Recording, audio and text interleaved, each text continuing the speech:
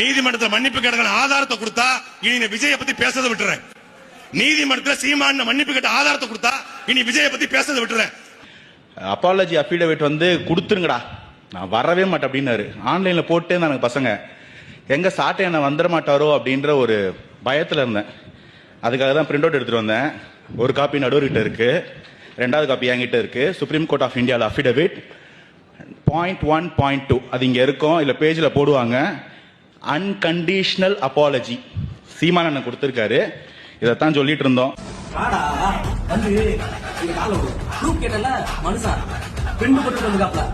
நீ என்ன சொன்ன ப்ரூஃபை காட்டுங்க. சீமான் நீதிமன்றத்தில் மன்னிப்பு கேட்டாருன்னு ஒரு ப்ரூஃப் காட்டுங்க. விஜய் பத்தி பேசுறதா நான் விட்டுறேன். சொன்னியா இல்லையா?